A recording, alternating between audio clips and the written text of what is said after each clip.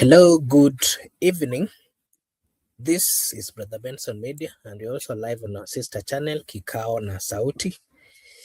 Normally, over here, we do say that your opinion counts, and if you will be watching or you are watching, we request, as usual, that you kindly like and subscribe because if you do so, it is a way of supporting us, and as usual, tutasema ni asante. Before we start, allow me to just take this opportunity to welcome Brother Benson. I'll give him a chance to say hi na tuambie siku yake imekuwa vipi. Tuambie kama yeye mwenyewe alienda maandamano or not. Yes, karibu. Makobura, asante sana kakangu. Kwa kweli siku yangu ijakuwa vibaya vile, na mimi sikupata nafasi kuungana na Wakenya kuenda kuadhimisha siku ya majenzi, lakini nilikuwa na bahati nikaona jinsi mambo yalikuwa. Kwa hivyo najua kadri muda itazidi kuenda, basi tutakuwa na mazungumzo mazuri, tuzungumzie yaliyotokea na labda ni kitu gani ambacho labda tunaweza sema kwamba tunajifunza kutokana na mambo ambayo yalikuwa yametokea leo. Okay, thank you so much. And just as a reminder, today was a special, and it was special in this manner. It is a Yes. day that quite a number of youths in Kenya, that is during the 2024 finance bill, quite a number of youths died during that particular period. And last year in June 25th, there was a memorial of the same. But again, on the same, we saw quite a number of people also died. So it's been a year and a month and a date that majority of Kenyans are so many attached to it, and it reminds them of the struggles. Personally, I remember I was on the streets in 2024 June. Yeah. And part of what I was doing there was simply trying to get the information that would give to the people that always follows us via the media. And what I witnessed was not, of course, a good thing. What we saw was a serious breach of the law. What we saw was a serious mishandling of human beings. Yeah. Something that to me was very unfortunate, because life, as I've always said, is a special thing that is given just by God. Yes. And whenever it is given to anybody, every human being has the prerogative of ensuring that their fellow human being is protected and that their lives are really protected as well. But what we witnessed was something that is tough to describe. And if you try look into the bigger details of what really happened, majority of Kenyans were speaking against the finance bill that had been brought by the parliament then. And it is something that, according to me, would have been avoided by the government, because they brought this finance bill. The people of Kenya dissected it, and they felt that it was not good for them. Yeah. They shared the message to the representatives, that is the members of parliament. Unfortunately, the message from the people never got to the parliament, and the members then decided to make their own decisions, not adhering to the wishes of the people. That then brought a lot of anger amongst the people, and they said that, as the constitution clarifies very well, that when you feel you're not satisfied by your leaders, you have options of giving them the information, which they did. Yeah. But the members of parliament or the leaders never listened. So what they decided, as per the constitution, is they went on the street as a way of communicating, as a way of spreading the message. But that again led to serious loss of life. So June 24th, 25th is a very remarkable day. Yeah. And it is a day that personally I celebrate the people who died on that particular day, because to me they are heroes. They are heroes because they followed the constitution. The constitution says that you get to the street, you picket. Mhm. While they were picketing, Mhm. while they were spreading or taking the information to the Yeah. right people, they were killed. It is so unfortunate. And I'll just give you a chance to also just give a view of what you remember or what comes to your mind whenever you hear of this June 25th, something that the people of Kenya have always held dearly in their hearts. Okay, thank you so much, Makobura. As you said earlier, that today was a special day, not to everyone.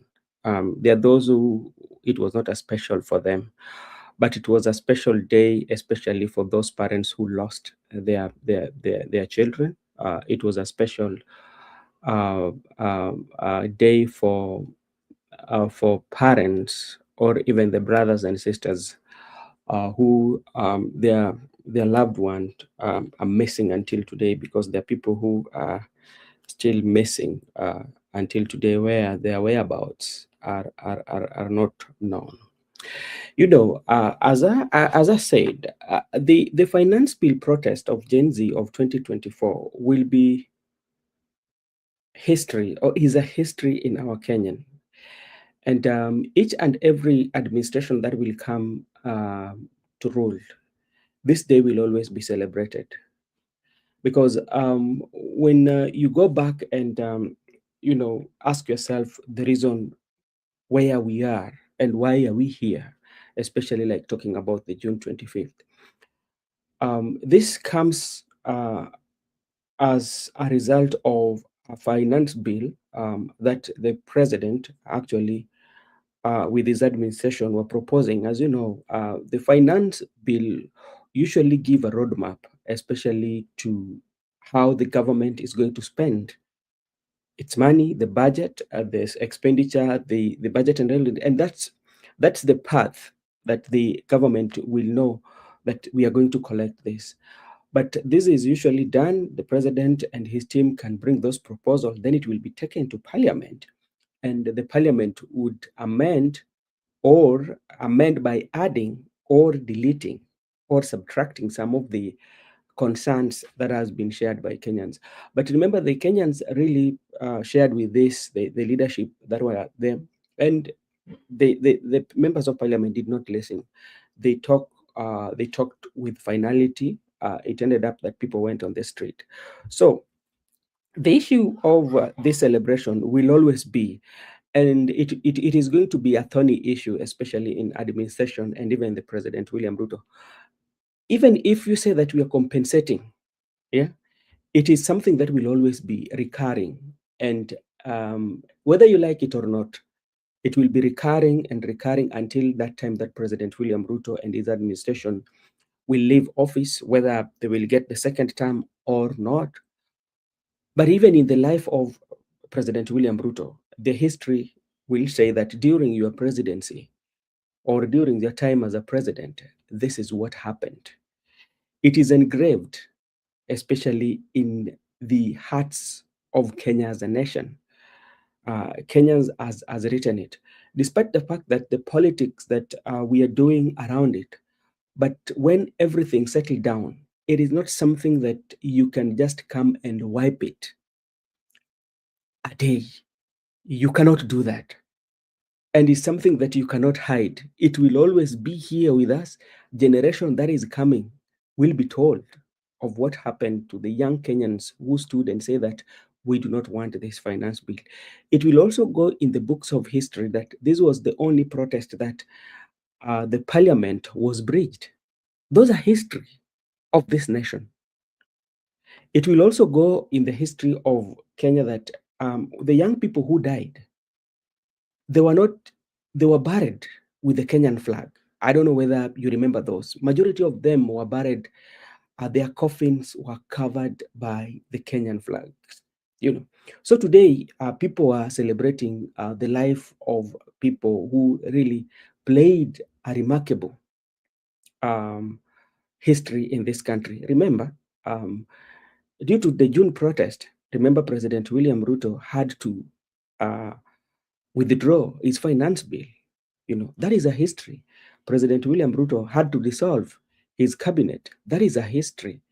So today also they were making history by protesting, even though the number of people who turned out um, to protest were not as many as people would think, but it is a history. There's a message that has been sent.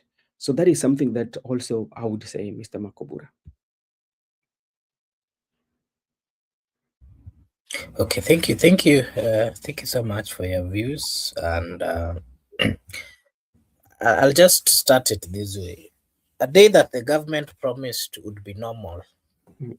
but wasn't. That is the truth of the matter.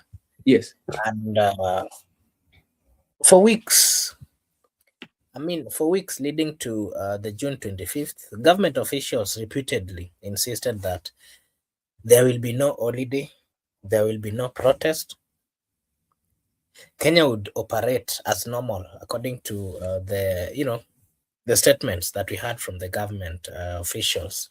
Mhm. This was meant to counter the Gen Z's activists and, of course, anybody who Mhm. was trying or planning to get to the street, who declared June 25th a national day of remembrance for those killed during the June 2024 finance bill protest. Mm. But today, by around 10 a.m., Nairobi CBD was partially shut down. Yeah. Tear gas was already in the air. The Mhm. police outnumbered civilians in some streets. Mm. We saw quite a number of arrests within Nairobi. We saw them in Eldoret. We saw them in Kajiado. Yeah. The contrast between government messaging and the street reality became the story of the day, and Yeah. people were giving their views. So, brother, when I'm quite sure that you've been following, Yes. what this tells you, because did today's feel like a normal day? It wasn't to me. Just No, in your own no, version, what you it, saw. it was not a normal day because remember, the government gave the surety that the Thursday will be normal operating day or as any other day that people will go to school. The matatu operators and everything will be operating as normal, but that was not the case, especially as you said that in the morning all the roads were barricaded. There was a heavy presence of the police. The security agents were, were in the major roads that were leading to CBD. Especially, we are talking about Nairobi. And by that one happening, it has communicated something. Though you can look at it in terms of revenue collection of today. I don't think that even the county government of Nairobi collected a good revenue. And despite the fact that there's so many people did not turn out, but the how the town was kind of like deserted because like nobody was accessing apart from few. It tells you that even the security apparatus were would I say that they were very scared of maybe what can happen, but at the end of the day, it happened. Apart from Makobura street being deserted or the street are free, what also I witnessed was about there are quite a number of people who tried to gain access to the CBD, but they were denied. Not only in Nairobi, there was also protest in Mombasa, which was quite much peaceful. Part of them, there was also very, very scanty in Meru. But what saw the contrast was in Kisumu. If you are very keen enough as you are following the protest of today, while people there were protests in some parts of the country, when you go to Kisumu Kondele, people were registering and also were registering as voters and also were registering to get ID. And this shows contrast because like that Kisumu has always been known as a place that protests, like when they come out to protest, they do protest, but today people were registering.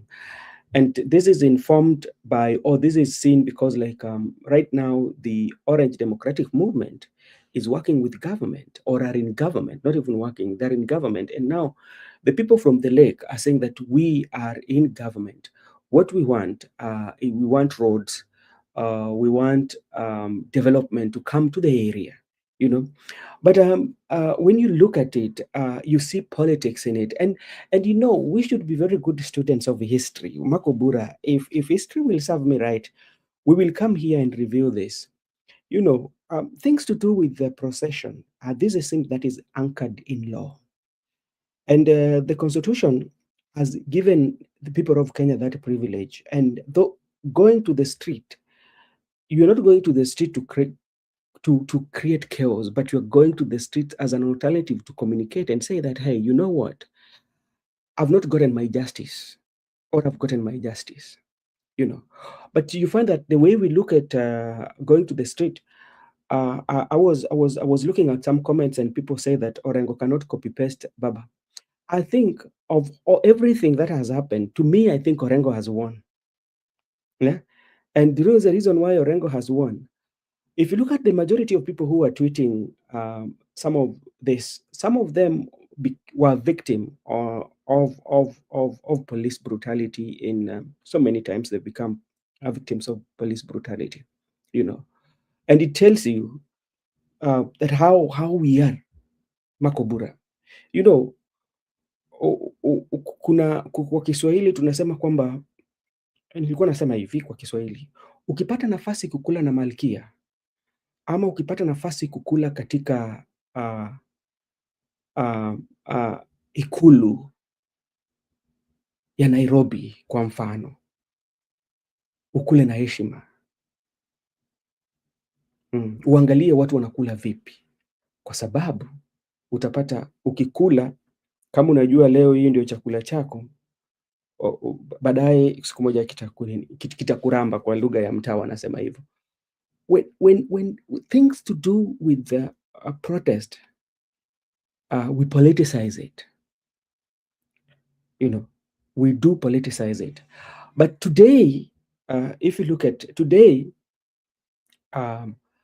those who are saying that protest is not good, tomorrow there will be the people who will be complaining, because it's usually vice versa. I can remember when President William Ruto and President Uhuru Kenyatta were in power, what the politicians said about and protesting was one of those things that they were doing, especially to push the government, to make sure that the government should be put on toes. One of them is that. But today, things are quite much different. The people who are not protesting before are now the people who are protesting. But it's something that has to change. But that is something that I witnessed, Makobura.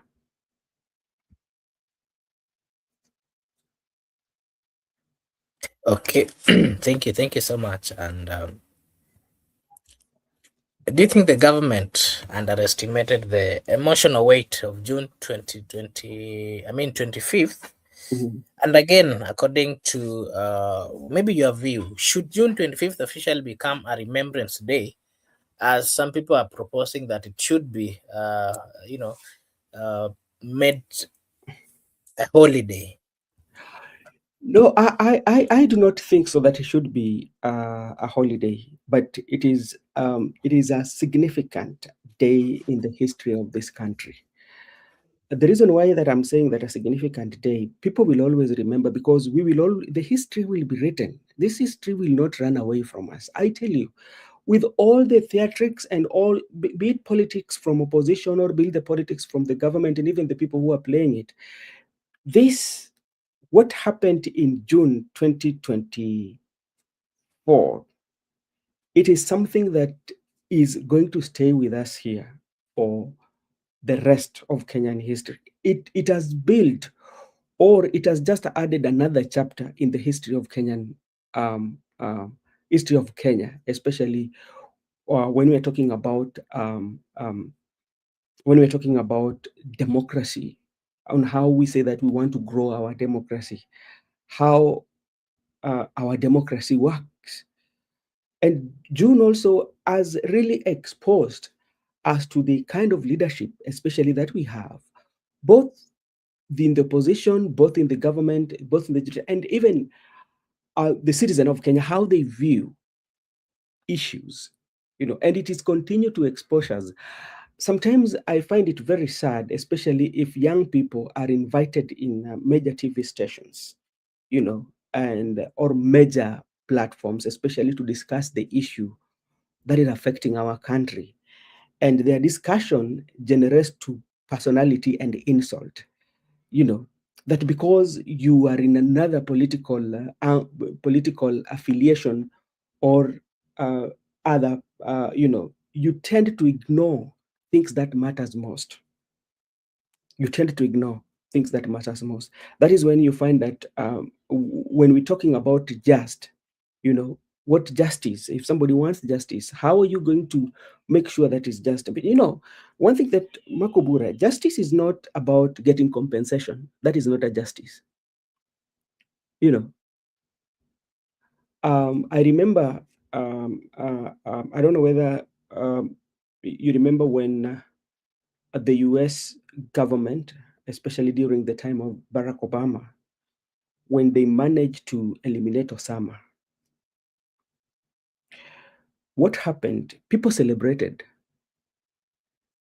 And if you go back to those videos, what people were celebrating, they felt like justice has been done. And how justice has been done is because that guy has been eliminated, based on the fact that they feel that there's some pain that he caused some of the families. Remember what happened in September 9/11, it went with so many families. The family who lost their life. There are those who got cancer, especially due to uh, the gas explosion that went on the air. The first responders, like firefighters, some of them, you know, um, really contracted some diseases, like chronic diseases, just due to the fact that the flame that was coming out of that place, and they were fighting to make sure that they make sure that the fire does not continue. They ended up having problems with some of them with their heart. But that justice, you know. And if you're very keen enough, you saw the mother of Kennedy Onyango. I hope you know Kennedy Onyango. Kennedy Onyango was this young boy who was shot around 8 bullets. You remember? Remember the interview that the president had with the journalist, that is Linus Kaikai and I think Joya Gale, when uh, uh, I think it was Linus who asked the president uh, about the boy who was shot what is it, 8 bullets, and then president said that that boy is alive. I quote him, Then Joya Gay, I think, or if not, Kaikai said that no, he's dead. You know, so those are history. These are some of the things that you cannot wipe away. You know, we can do politics about them, we can do everything about them, and we can do it. But these are history. Those chapters are written, especially in the history of this country. You will not take them away. You will not take them away. Okay, thank you so much again for your take. Allow me to just acknowledge the presence of Judith at the comment section. Thank you so much, Judith, for finding time to join us. Allow me to acknowledge Eric Osewe, Kennedy Mkari, and everyone else who is watching. Thank you so much for joining us. We request that if you are watching for the first time, kindly like and subscribe, because if you do so, it is a way of supporting us. Uh, Brother Ben, something else that I just wanted to hear your view on is, what was happening on the ground Mm. vis-a-vis, what was then believed, by the people in government. You know, June 25th, just like I'd said, it's symbolic because it marks the anniversary of the 2024 Gen Z protest, Mm. a demonstration that, of course, almost made it tough for the government to, to operate. Yeah. Over 127 people were killed that year, according to the watchdogs Mhm. information. Mhm. Many families never received justice. Many families never received their kins or their relatives. Quite a number of people were abducted and their bodies, they've never been seen. Mhm. And so the Gen Zs declared they would never forget this particular day. And that is why today's protest were not about the bill, the finance bill. Yeah. They were all about the memories of what had happened in 2025. The memories of the loved ones that were killed, that were shot, the Mhm. memories of the people who were abducted and they've never been seen, the memories of the family members or family close allies who disappeared and they've never been seen. Yes. Or it is also a memory of those people who are tortured. They went through all difficult things, but probably they are today with their families, still nursing the injuries, still nursing the scars. Mhm.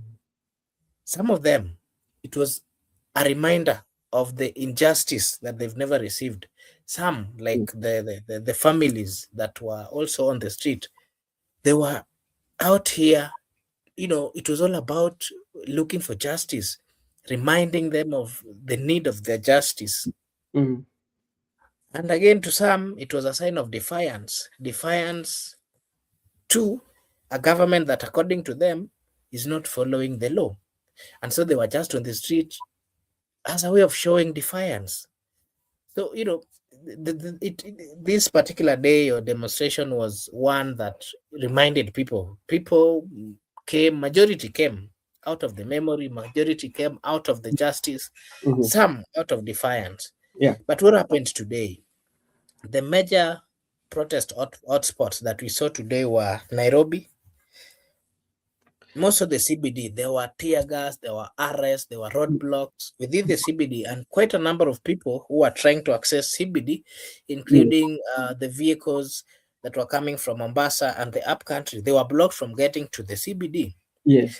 Githurai 45, running battles, police phone fiscations, Mm. some people being taken, and put in Subaru, and then the vehicles, I could see the vehicles leaving.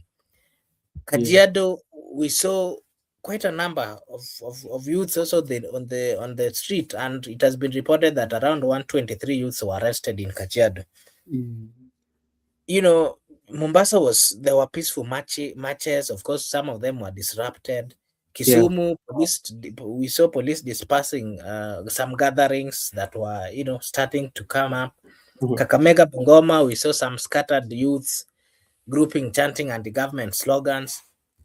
And the police were using tear gas, water cannons, undercover officers who majority were not even in police uniform, something that is contrary to the laws.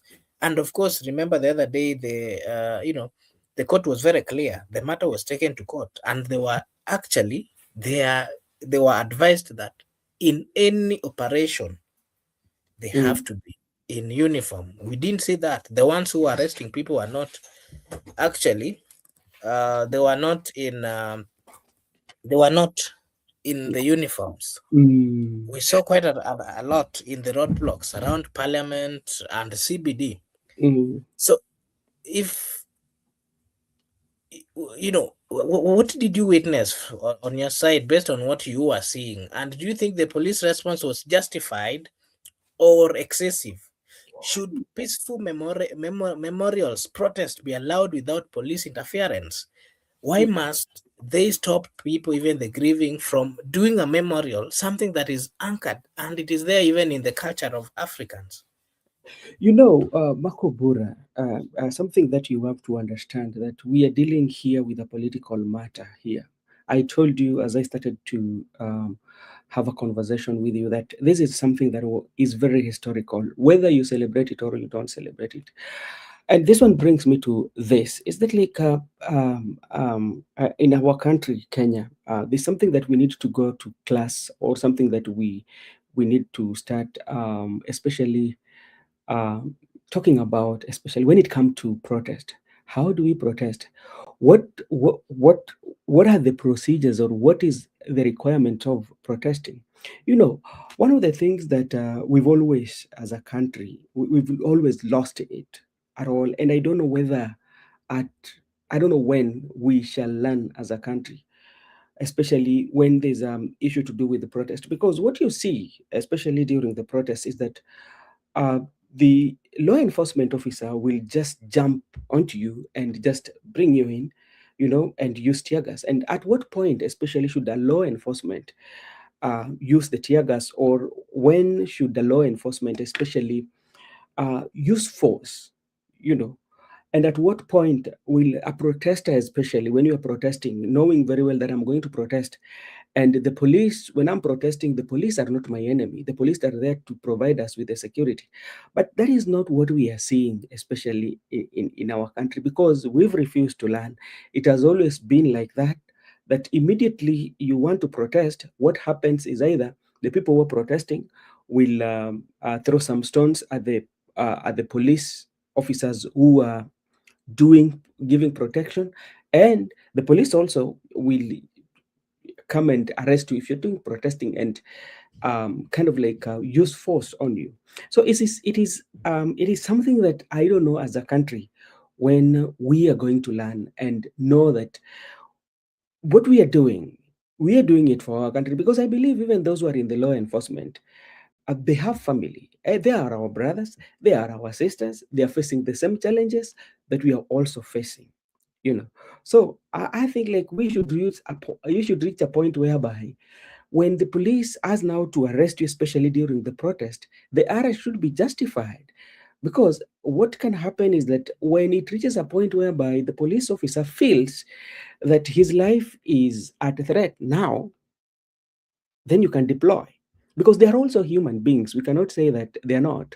They are human beings, and they're just trying to do a job. But some points you find that they reach a point whereby they are in a situation whereby they cannot they feel like their life is at risk, and they should justify that. And our police also, I think they've gone through training. They know on how to deal with the mob, you know so, and there are so many avenues that you can use within your perimeters of operation, that you can use to to disperse, especially the people who are protesting, before um, using the live bullets. You know, for you to use a live bullet, it means that you, as even as a police officer, this was something that even you was threatening your life. So I think we still have a very, very, very, very long way to go. And seeing 355 people were arrested, and thank you for reminding me that. And also, Mr. Speaker, sir, the well-known Mr. Speaker, sir, the Gen Z who was in the parliament and talked about Mr. Speaker, sir. He also was arrested today, and I'm told his lawyers Not are. not not forgetting, there's also, you remember this famous this guy who had disability in Nakuru. Yeah, I also saw that video of Nakuru, and that is what I was talking about. Marco Bura, take a situation of what we saw from the Nakuru County. This is a guy with a disability in his wheel, in his stretchers. At what point is he a threat to the police officer? If you saw on how those police officers handle him, you know, this is somebody with a disability. Even how can you, especially as a police officer, handle this person?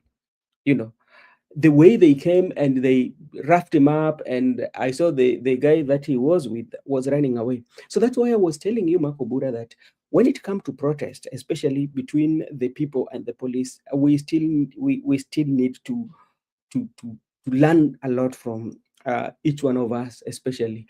And what surprised me was, like, and I'm sometimes I usually say that I don't know when we will learn again. When you saw what happens, the people who are on the government side, that everything that now the government is doing is right. I listen even to the governor for Homa Bay, especially talking about protest. and the way she spoke. And I say, like, why do we forget so soon? Why do we forget so soon? You know, you know, the protest. Yeah, this is something that will be here forever. Even after President William Ruto will leave power, somebody will come into the office, and people will not be happy with the kind of leadership that is offering. That is all. That is something that is always there. You cannot get a leader who will always be um, loved 100%. There must be few who are not happy with the kind of leadership that you are offering. And what will they do? They will protest and give them a chance, Makobura. So that is something that I also saw something that Makobura, maybe you can also give your view on, because like as people were protesting, the president also was having a development inspection, especially in Bomas of Kenya, and he talked about so many things. President say that construction. President talked about the development of markets. President talked about stadiums. President talked about road, and even president promised that the Talanta Ella, and is going to build another 28 more Talanta Ellas. Stadiums, not Talanta Ellas. I'm sorry about that. More stadiums during the development inspection that he was having in you know, and this was a moment. This was a Yeah. moment. This was a moment that I felt, if I was somebody in the president, especially advisory team, I could not come up with the counter to counter the protest. You look back, and even the people of ODM, you have to ask yourself, at the people of ODM, why did we get into this negotiation? Why did we have to donate our experts? Why again are we now saying that we are working with the president? There must be something. And majority of the times they say that we are going to work and change it from within. Have you really changed that one from within? And history Yeah. also will judge them, Makobura. Yeah. I saw the same, and actually, I wanted that was the next that I also wanted to give our views on, because while the process, I mean, the protests were unfolding everywhere in almost the entire country, we saw the president attending a national event at Bomas of Kenya. Yeah. Government officials used the event to project normalcy, Mm. because I think he was trying to send a message that as we are working, these things are normal. Yeah. And the truth of the matter is things were not normal. Online Kenyans questioned, and they were questioning the timing and the symbolism of that particular move Mhm. by the president. Of course, this created a split screen moment where you could see Bomas, the speech from the president in suits, official ceremony happening, and then you're like in CBD, tear gas and arrest and tension everywhere. This Mm. contrast, of course, I saw it fueling hashtags like Vomas versus Streets. If you were on the social media platforms, and then I saw the hashtag Bomas versus Mm. the Streets. Well, Mm. it was trending, and also there was the hashtag Gen Z remembers. Mm. So maybe in your own opinion, what do you think the president should have addressed? I mean, do you think the president should have addressed the protest directly? Was the Bombers event a sign of leadership or disconnect?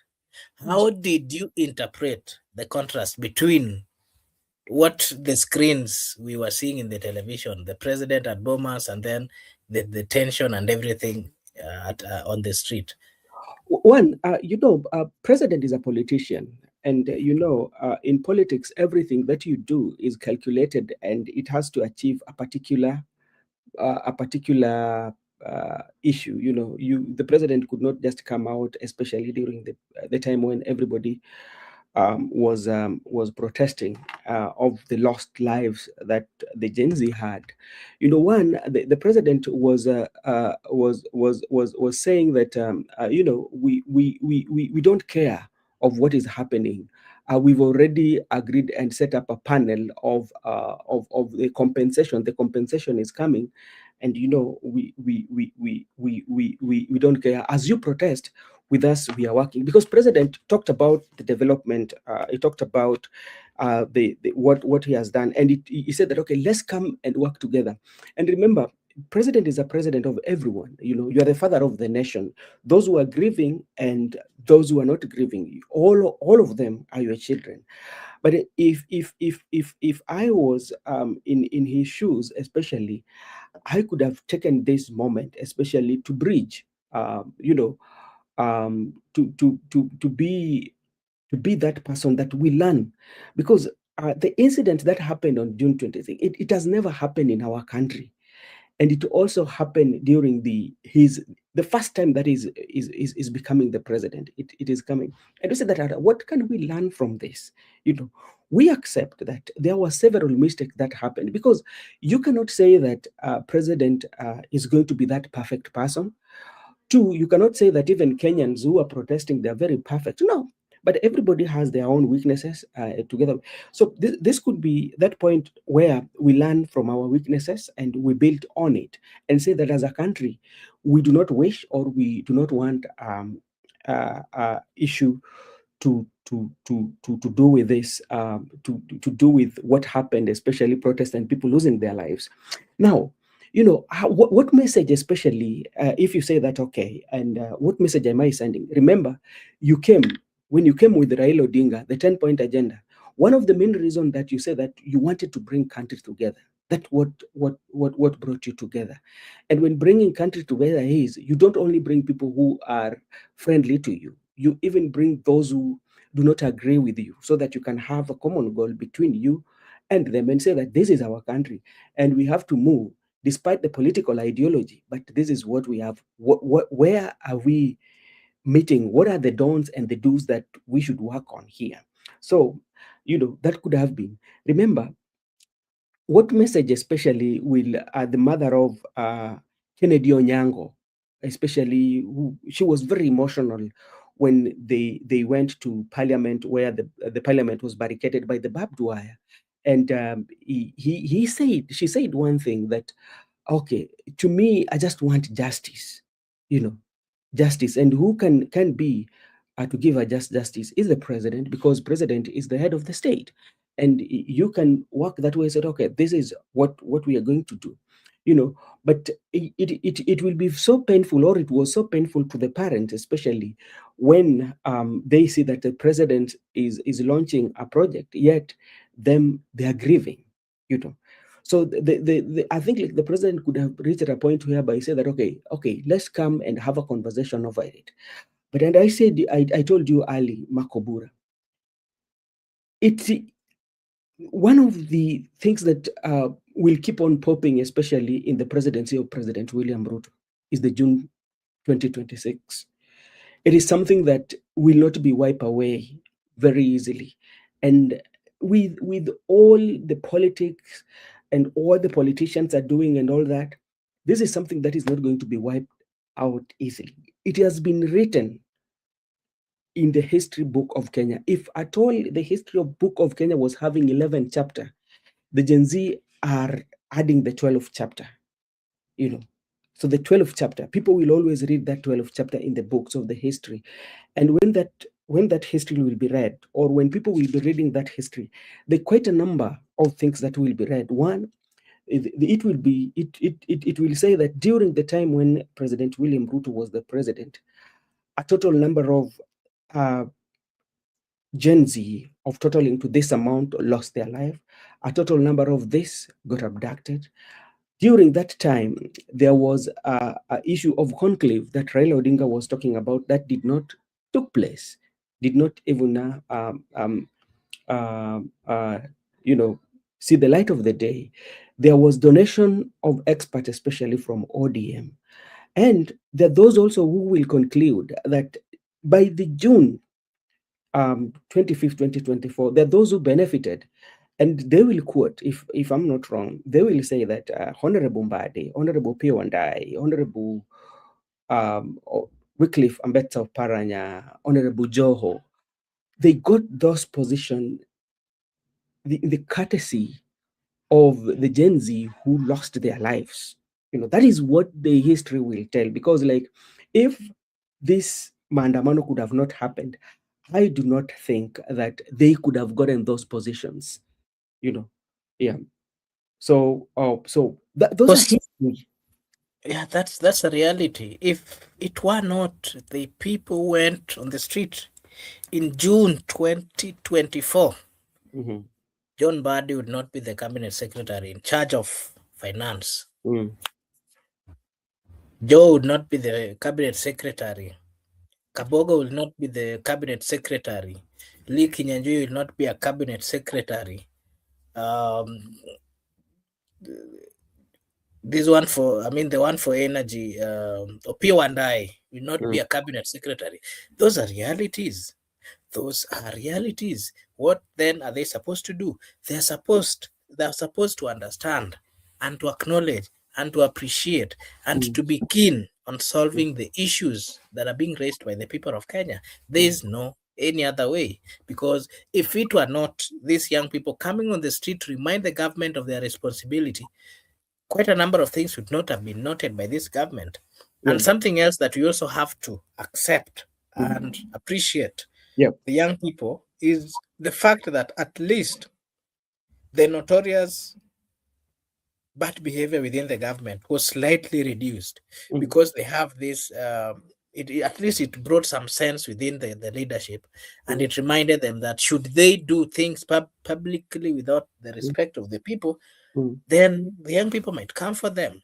So it slightly brought, or it's partly solved the issue. I mean, brought some normalcy within the government, because what we were seeing was a lot of extravagance lifestyle and bad behavior within the government leadership, Mm. something that was not so nice. I can't say, and I wouldn't say that things are currently good, Mm. but at least that particular demonstration brought some sense in some leaders.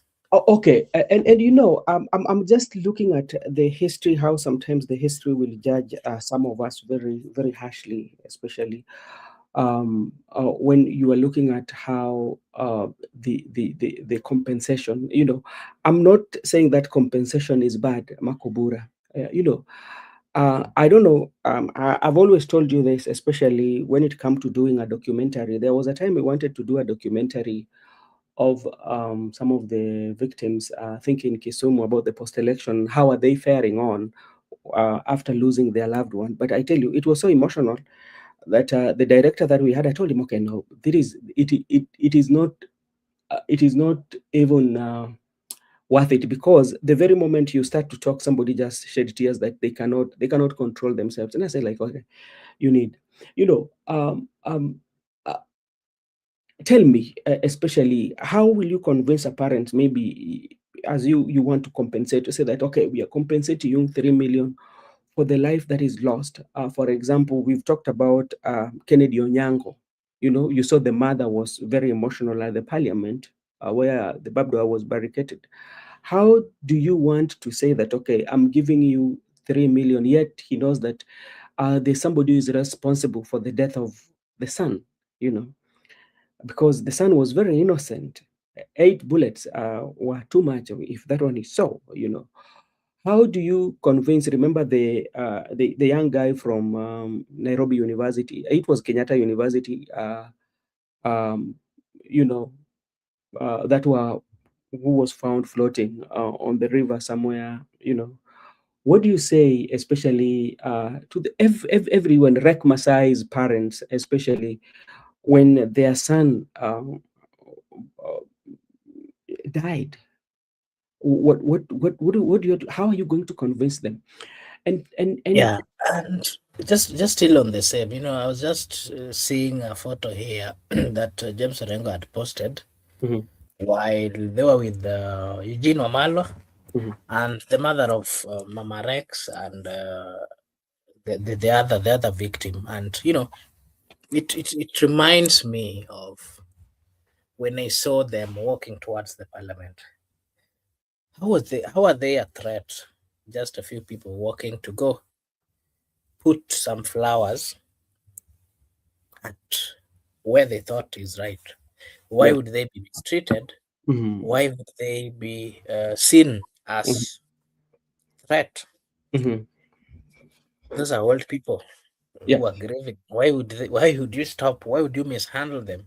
Mm. Those are some of the questions that came into my mind, because I have always believed that by the fact that we are human beings, I think that supersedes every other thing. The humanity in us should always, and according to what I've known and as a human being, Mhm. that as it, it really pains. It pains how when you see people being mistreated. It pains when you see it pains when you see people being mistreated. It pains when you see even people with disability. The one you are talking about, the Nakuru guy. Did you see how this guy was being, dragged on Mm. on the floor of that? I mean, on the road. Was it on the road, on the streets? He's being dragged. One of his leg is it is being thrown as if, you know. And then I think we have a problem. We have a problem, I, I, and the problem comes from the leadership, because with the authorization from the leadership, a police officer would do everything. you, But you, if we had a leadership that fully understands mm, that the citizens are the most important people that have given them a chance, mm. probably the laws or the instructions that they would be giving are instructions that would then ensure that the dignity of humanity is upholded. Marco Bura, one thing that I'm convinced, even if to say that it's what we have is something that is not even with the administration of President William Ruto. This is how we breeded our country, especially when it comes to deal with the protest. Even when you visit back during the time of President Uhuru Muigai Kenyatta, there were some incidences, especially on matters to do with the protest. Even not long ago, remember when we have Sufuria Revolution movement, especially you saw what happened, especially to the convoy of the late Right Honorable Prime Minister Raila Amolo Odinga. You know, this remind us, and that's why sometimes I usually ask people, especially the voters, to be the good student of history, especially on a matter like this. When you politicize this and you become part of the politics and say that, okay, this is what is happening, it is you today, yeah, it is you, then tomorrow it will be today you're celebrating because it's on another person's, you know but um tomorrow it will be on you. I think sometimes you could take a moment and as we do our politics, have a conversation with some of these people, some of these parents who have lost their loved one, who are calling for justice, and sit with them, and know the void. Because look, if you look at what happened in 2025, that day, from that day, the people who lost their loved one, these families, during that, when they lost their loved one, I believe there was no mortuary that they did not knock on, and just to go inside and at least to try to find their loved ones. Yeah, that courage. How many people can just is not your relative and you're told, okay, today we are going to the morgue, especially we're talking about forget about Montezuma, forget about the Lee Funeral Home. That's where people are kept. Those are funeral home. But when you come to our morgues, especially City Hall, talk about City Hall, you go there. Sometimes you go, you find like dead bodies have been just thrown there when they're still looking for the identification. That reminds me, whatever you're speaking about, until you have Yeah. a chance to maybe visit. Mhm. Remember, there's a time I'm quite sure that you knew we had a relative who went missing, and then now we moved throughout the hospitals, Mhm. and I can tell you that we moved through almost all the morgues within Nairobi, and I can admit here what I saw Yeah. in those morgues, human beings and how they are treated, and it is a painful thing that if you had the opportunity to get into those particular mugs, Mhm. you never get out of your mind. And it is So, a painful, it is a tough thing, I can't say. uh, If those families had to go through that, not they and had remember, to. Makobura, they went.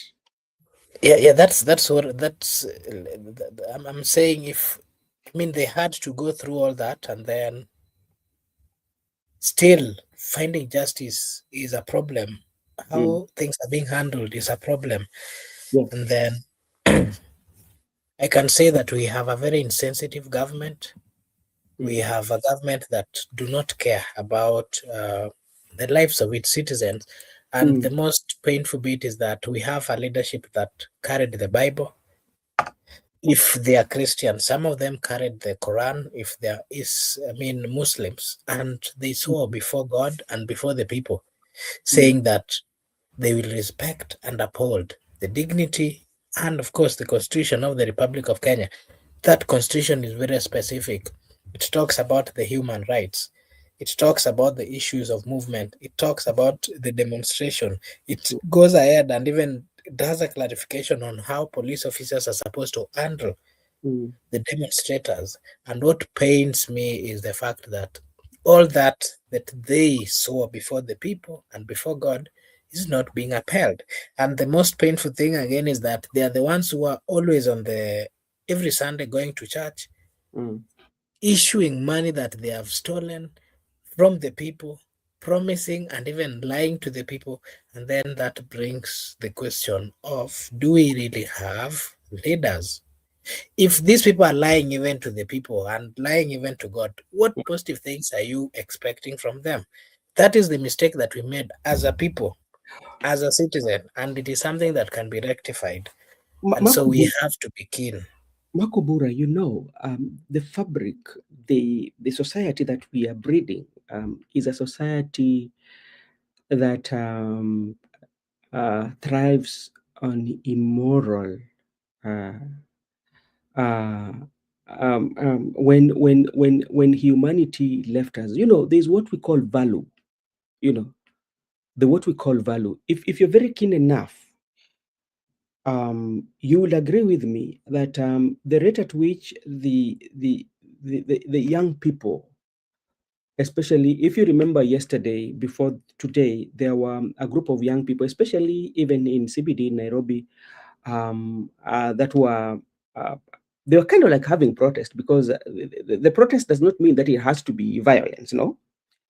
You remember the ones that were going in Kisumu just to say that we do not want the protest to happen. There was nothing wrong with that, you know. But today, the people who have really failed us, I cannot generally talk about the President William Ruto, but I will talk about the entire leadership that we have. Members of Parliament, especially, they failed. They have failed to do their due diligence. Remember, some of these um, some of these issues that people are raising. You know, you can forgo your political affiliation, because even if today you would want to talk about justice, that one does not take away your allegiance to President William Ruto, and that one also does not take away your allegiance to ODM, does not take away your allegiance to Rigathi Gachagua or Eugene Wamalwa, and all, depending on your political affiliation. When we're looking for justice, especially for our country, that one does not deny you. That is secondly, when we're looking for um, justice, especially for people, that one does not take away your tribe from you. It doesn't. That one does not take away your tribe from you. There's nothing that when you're talking about justice and building a democracy that works, it doesn't take away your tribe. It gives you an opportunity to keep your tribe and talk about how good governance can be. But if you go to our social media or our social platform, on what we say, it tells you that we are still very far we are not going to reach yet. And this is from both, especially those who are supporting the government or those who are in government and those who are criticizing the government. None of them are criticizing positively, and none of them is uh, um, you know, uh, the opposition would try to drive the narrative that they feel will fit them, because it's a competition here. We are competing about, who is best, to win. We want to win on first insult. I don't know whether you had an opportunity I don't know whether you've had an opportunity, especially to watch some of the interviews that are being or discussions that are being held with young people, especially from different political affiliation. Yeah, it is not about the country. It is about their bosses. The allegiance first is say that, okay, I'm not doing this for the country. You talk to somebody, a young youth who is allied to party leader Oburu Odinga. They will not talk about any good substances about this country, but they will talk about, first of all, they will mention the name of their boss. That is when they talk about the issues that are affecting our country. The issues that are affecting the country are universal, whether you support what you support, the insult that those people usually have on those platforms, especially when they discuss, oh man, I tell you, so that, and this is a generation that tells us that we are going to get leadership. Yeah.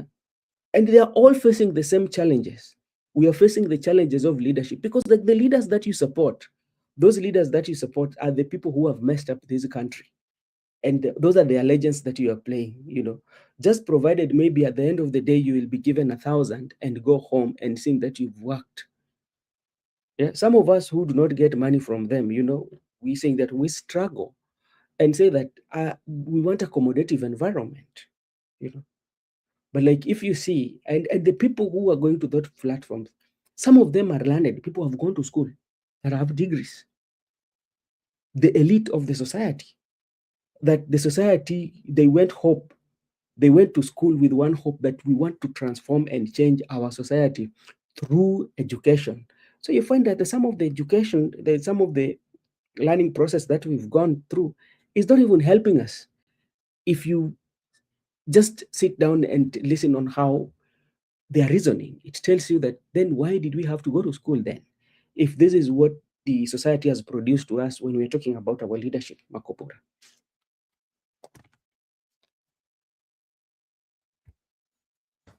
Okay, thank you so much, and that is very true, very true. We are living in a world that sometimes it becomes tough to understand, and remember, it is the humans who are making it tough for other humans to get to understand what is going on. So it is what it is. I'll get to the next thing is about the witness. I mean, areas that did not witness the demonstration. Not all Kenyans were protesting. Some towns remained calm. Maybe probably fear of police. Maybe probably lack of mobilization. Maybe probably political alignment. Maybe probably economic priorities. Maybe probably rural or urban differences, or maybe some were bribed, or such things happened. In Nyeri, there was normalcy in businesses. Yeah, Nakuru, sorry? there were areas that especially experience peace, especially during this protest, Yeah, and yeah, and specifically, of course, we saw quite a number within Nakuru. There were presence. Nyeri, there were slightly normalcy, but of course, there were presence of police. Kericho, there was some quietness. Meru, there was no demonstration. Eldoret, no, Meru, there was quite a few in the morning, but it the normalcy returned. Yeah, so we also saw Kisumu, and I was actually seeing Governor Wanga saying that Kisumu ni kura tu. And that then brings me to this. You know, me, one thing that I don't understand well, I personally also come from Kisumu County, and Mhm. I understand those people. It is good, it is nice. What is happening is not the reality of what is happening on the ground. Truth be told, Okay. the government might have the upper hand of trying to to influence or to control certain things, Mhm. but at the last minute the reality on the ground would be so different. Because why would you use or give money to women and then they get to the street and then they start saying, here we don't want demonstration? Where on earth have you ever seen the people of Kisumu coming out of the just normal senses to do such a thing? It Uh, is not true, but I understand we're in an environment where things are tough, mm, and even 1,000 or even 50 shillings mm, would make a normal human being to change their thinking and even their operation and what they do. That is the state where we are. So, as we are seeing all these things, let mm, us also know that there's a lot of things that are happening on the ground. And it has been, I was actually trying to follow up what had really happened. And mhm, it is coming out. They were paid. The people who went on the street to speak against the demonstration, they were mm, paid. And the people who are paying them are the local politicians, most of the ones that are closer or in the broad-based government. And actually, they're the ones who are even organizing and even telling them, doing the printing of what they're supposed to carry and mm. the language they're supposed to use. And then they come out, these specific politicians, and then now they want to pretend that they're speaking on behalf of Nyanza or Kisumu, telling Mm. them that, hey, it is only this, as if there everybody is living a luxurious life, a life that it is so unfortunate. You know, Marco Bura, that's why I'm saying I'm telling you that I'm not itachukua muda sana. Kuna wacha niseme kwa lugha ya kwa Kiswahili kidogo. Kuna kama we ni mtu ambaye amependa kusikiza zile wimbo za zamani, kuna mtu anaitwa nani? Ni Majla Maajabu kama sijakosea, alikuwa naimba, naomba tuachane mimi na wewe, tumeshavumilia ya kutosha. So kuna mahali akasema kwamba siku za ukilipwa mshahara itajulikana, mwisho wa mwezi itajulikana, ukifungwa jela itajulikana. Inamaanisha kuwa hakuna kitu ambacho inafanyika chini ya ardhi na mbingu ambapo itaenda bila kujulikana. Utaificha, lakini kuna siku moja itafichuliwa. Inanikumbusha wakati tulikuwa katika uh, shule zetu, tuseme hata katika vijiji zetu kule nyumbani. Ukipata msichana mdogo yule ambayo labda kwa bahati mbaya katika harakati zake kwamba amepata mimba, amekutiwa mimba na kijana fulani na hataki watu walimwengu wajue, ataificha. Siku ya kwanza itakuwa tu sawa. Siku ya pili kama tuseme kwamba tumbo inaanza kuchomoka, ataanza kuvaa sweta hata kama kuna joto kiasi gani, kwa sababu hataki watu waone. Lakini kuna siku itafichika, hizo mambo itafichuliwa. Vile vile na jambo ambalo umesema, all that if indeed especially the people of Kisumu or everybody who came out the day before this, that they were doing it for the love of the country, then that is okay.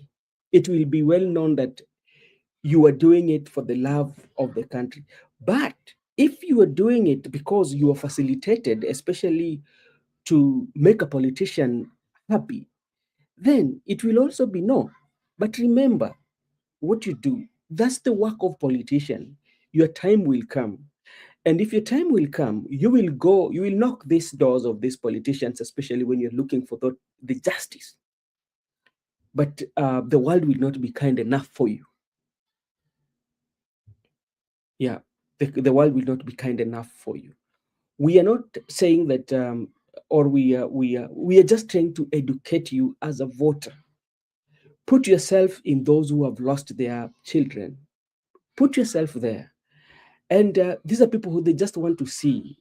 They were just commemorating, you know. And we mwenyewe ukishapatiwa pesa unasherekea, unasema kwamba sisi wenyewe hatutaki. Unaona? Na ukigundua asilimia kubwa ya wale watu ambao walipoteza maisha yao ni watu ambao wanatoka katika mafamilia hohehae. Hawa wanasiasa ambao unawaona hapa, hakuna mtoto wake mmoja hata mmoja ambaye alikuwepo kwa barabara ya pili. Hawa wanasiasa ambao unawaona wakiugua, ndege tu inawachukua. Hakuna siku mwanasiasa ama mtoto wake ambao akiugua utapata kwamba atapata shida na matibabu. Kama matibabu hawezi pata, mara ngapi tumeona hawa watu kwamba wanapanda ndege wanaenda nje kutafuta matibabu, na we mwenyewe uko hapa bado unang'ang'ana hapa, unasema kwamba ukienda kwa hizo madawa duka utapata kwamba hakuna dawa, utapata kwamba faili yako imepotea. Faili inapotea aje? Kwa hospitali utaambiwa bwana, ongeza mganga mkuu baada hajaingia. Hiyo maisha yako hiyo. Mbona tujifundishe kwa majira na nyakati, kwamba tujue kwamba changamoto ambapo sisi tunapitia ni changamoto ambazo sisi wote tunapitia. Hakuna siku yule ambaye anasema kwamba yeye anaegemea upande wa serikali kwamba maisha yake iko nywe. Hapana.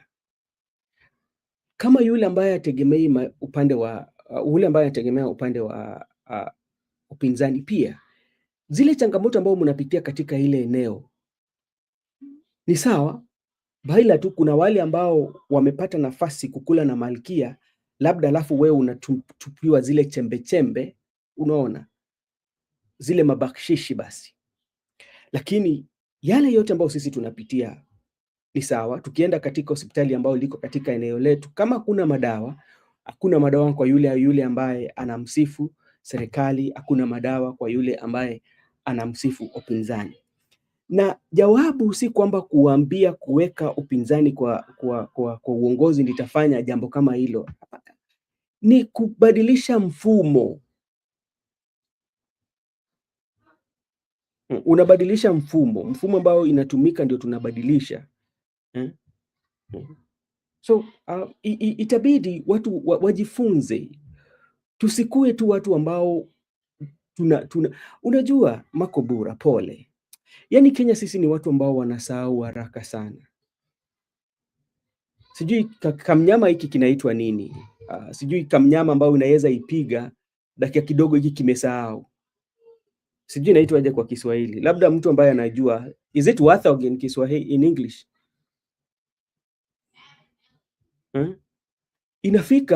Wakati inafika mpaka unapiga jirani wako kwa sababu tu ya siasa. Makobura, si mzuri. Hebu tuongelee leo tu kuona Sifuna katika maandamano. Labda maoni yako ni gani kabla tujafunga? Yeah, I today only saw James Orengo, Kalonzo, Eugene, Karua, and the top opposition leaders. We didn't even see Gachagua as well. And there were plans from the government, as Gachagua had placed, that they were waiting for the planners or the people or the leaders who would come out to lead. So I'm not so sure whether they had some intel about the security that made them not to come out. But what we had witnessed before, the likes of Babu Wino, the likes of Sifuna, were among the people who would come out for the demonstration, and they would be there with the people, partly speaking about issues that are, there to be spoken about. So I can say that by the fact that they were not in, personally, I wouldn't get to really know what or why, but I can say that these are times that people really, really wants the support mm, of leaders. mm, There's what we call the national mood, and mm, of course, the political implication.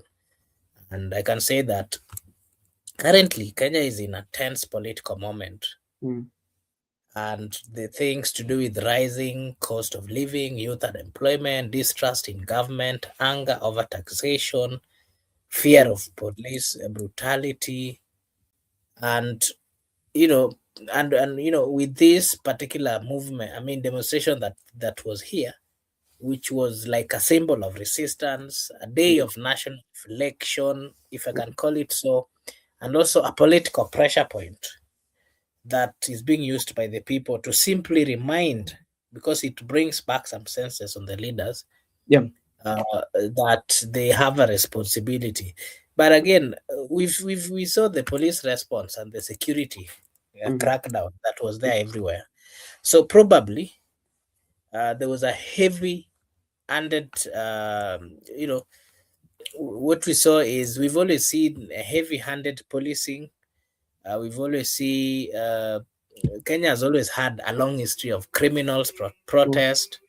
mm, The other day there was the issue of goons that people are speaking about, and remember these goons can be paid to do anything, and that mm, reminds me of part of the insecurity that we are having in the country. yeah, Even these leaders, some of them know that it is not safe for them. mm, Remember the death of a member of parliament from Kasipul. yeah, He was killed by people who could be said are goons. yeah, People who would be moving on a motorbike are simply goons. mm, Probably you may not know their intention, yeah, and they're also aware of such things may be happening to them, and probably that might make them not to come out. We've always seen you undercover officers. Like today, we saw quite a number mm, arresting people and putting them in Subarus, mm, deployed GSU, you know, amongst the crowds to control. So, what, for example, happened today in CBD, uh, turning into a security zone where police officers were everywhere, undercovers officers were filmed by protesters, mm, doing the arrest. We saw tear gas being used in multiple towns. mm, We did see things to do with amnesty coming down to condemn such kind of things.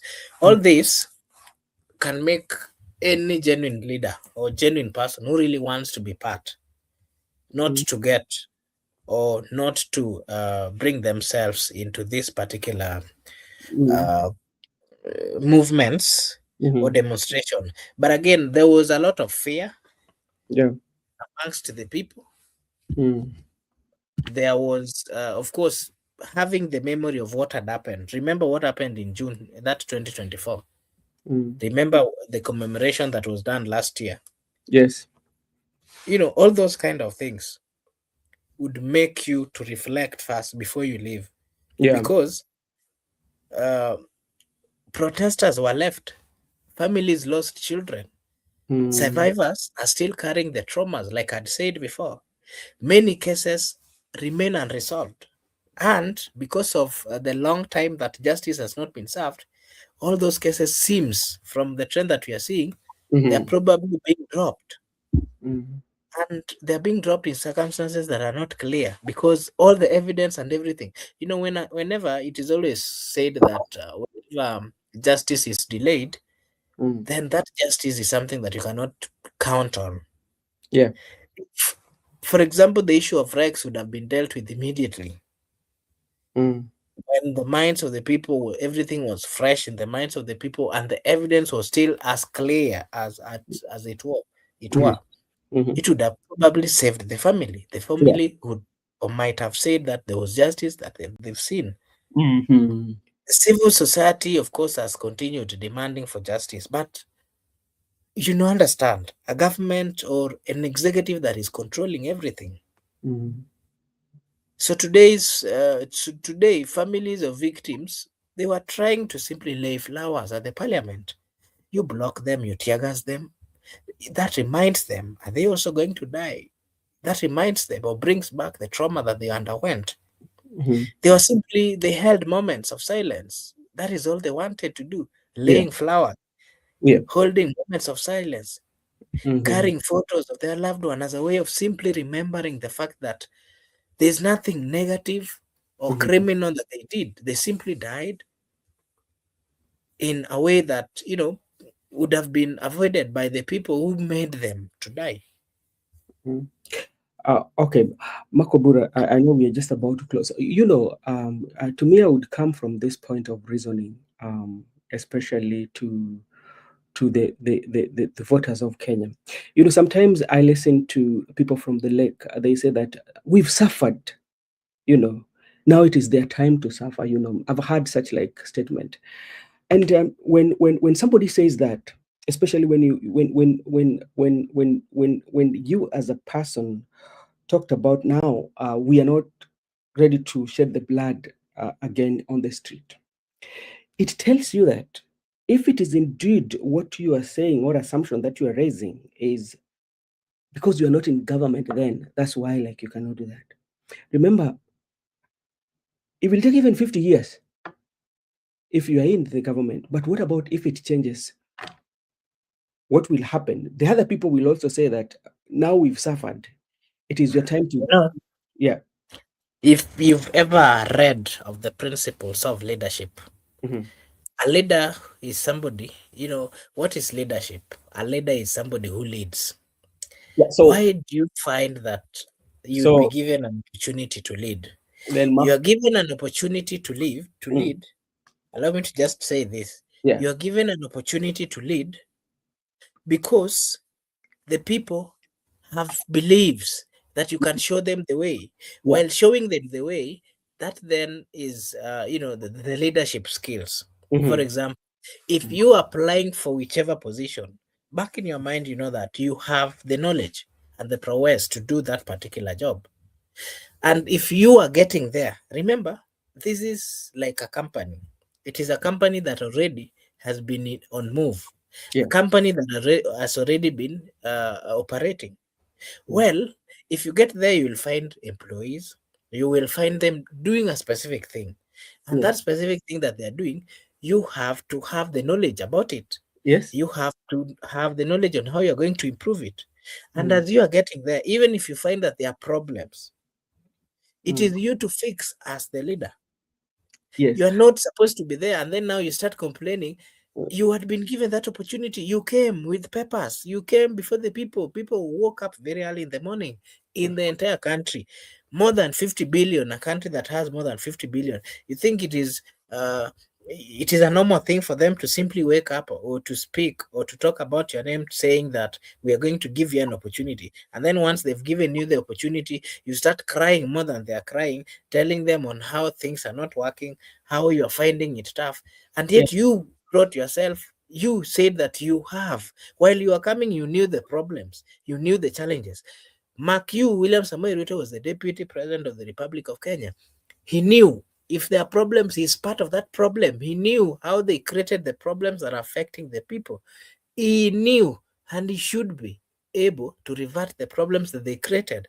If he cannot revert the problems that they created so that the people of Kenya can enjoy their life, Mhm. then you should not come to people, start telling them on how a government or people have mismanaged things. He is part of those problems, and we have to be very categorical and truthful on that. Okay, before we wind up, this is what Governor Wanga said. Activists participating in the protest are merely staging a show to impress donors instead of pursuing a genuine solution. Hmm. And some of this we will keep them in archives.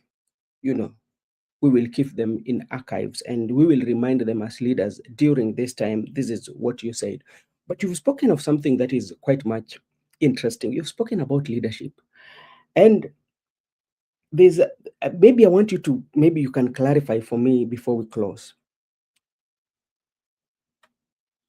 When we talk about Jesus, you believe Jesus is a leader, because a leader is anybody who has a followers, according to your explanation, right? When we Not just followers. Mhm. Not just followers. You can be a leader. You speak on behalf You of the can, people. yes, So and you've been given the authority based on authority. the circumstances of what is happening around you. All right, thank you so much. I know you've read the Hitler. Yeah, Hitler was a leader, and there's some of the things that Hitler did, but he still had the opportunity to lead, and he was given an opportunity around him. Um, we are talking about President William Ruto. He's a leader and is given an opportunity to lead. We are talking about Raila was a leader because he had like massive people who were following. All these politicians, they have people who are. But what qualifies a good leadership? Because all of them are leaders. What would you qualify, or what would you say that this is a leadership that I want? Because all of them have been given the mandate by their followers and they speak on their behalf. They subscribe to his ideology and everything that he does. Even us, we have people that we subscribe to their ideology, and I feel that this person is my leader. If he can speak on my behalf because he speaks my mind, then what qualifies that we say that this is a good leader? What makes a person a good leader is a person who is, number one, Mm-hmm.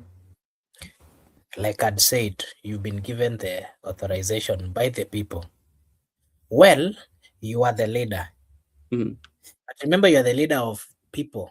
Mm-hmm. So those people, you have to understand them. Mm-hmm. Well, as a leader, you give proposal. I am a leader. I feel that we should go this way. Mm-hmm. But whatever proposal you are giving, Mm-hmm. it has to conform. It has to be given support by the people. The Mm-hmm. people have to give their insight Mm-hmm. based on what they're also feeling on the ground. So in this instance, for example, I am the leader and I say that I want us to go to the right direction. Yes. And probably the people are saying, no, I want us, no, you can take us to the, the left direction. Yeah. It is normal. It is right for people to have divergent opinion. When Mm-hmm. you hear people are having that divergent opinion, Mm-hmm. you might have interacted with them, but you've Mm-hmm. not done a lot of interaction so that you get to understand the Mm-hmm. reason why they want you to go the left direction. The best thing as a leader is you need to retract before you finalize the move that you are following, and Mm-hmm. simply saying that, well, you're saying we go left. I was thinking we go right. What are your reasons? What do you think? What are the repercussions? That is what leadership is all about. You Mm-hmm. have to consult, you have to understand, you have to get the challenges and the visions and the priorities of the people. That is what you use to make the finalities in your decisions. Mm-hmm. That is what leadership is all about. All right, Makrobura, thank you so much, and I know it has been a good time. I don't know what tomorrow, if you find time, we can come here and have a discussion. And this would be my take, Mr. Makrobura. To me, I'm looking at it in a point of like the voters, especially who are the majority, are the players, especially that are being engaged by leaders, especially when it comes to an issue sensitive like where people are commemorating, especially when people are doing an anniversary of the loved one that they lost. That I thought like we would have humanity enough, especially as a country, and this one becomes a reference point whereby both leaders and his citizens and the country with its citizens, we can have a conversation and say that we do not want to see this one happening again. But today we missed the point. The leadership missed the point, and everyone missed the point. And I tend to believe I'm seeing the leaders are congratulating so many people of not coming out. There could be a reason why, and tomorrow we will discuss about that. Why do you think that the reason why so many people did not come out to protest, especially people decided to go um, be peaceful, especially in some areas? There could be a reason. It was not like they healed to government call. That could be a reason, or maybe they talked to the government and the government listened to them. But I think inside it, there is also some people who just said, okay, we cannot do it. Let's just keep calm. There's that fire burning. And when will it come? So with those few remarks, Makobura, thank you so much. Okay, thank you so much, and allow me to just once again acknowledge and to say a big thank you to Judy Odhiambo, Gordon Olo, George Owor, Ramogi Oyuga Ayaga, Richard Okumu, Donald Kimaya, Eric Osewe. There were some two more down there. At the comment section, our good friend Goodyear, thank you so much. We really appreciate your presence and your support. There was Judith. Thank you so much for finding time to join us. We really appreciate. As usual, this is Brother Benson Media, and we are also live on our sister channel, Kikao na Sauti. With me was Brother Benson, who was also giving us his views based on the discussion that we were having today. Until tomorrow, allow me to take this opportunity to wish you all a blessed night, a blessed morning, a blessed afternoon, a blessed evening, a blessed night from wherever you're watching us from. Thank you so much, and may God bless you. See you again tomorrow. Bye bye for today.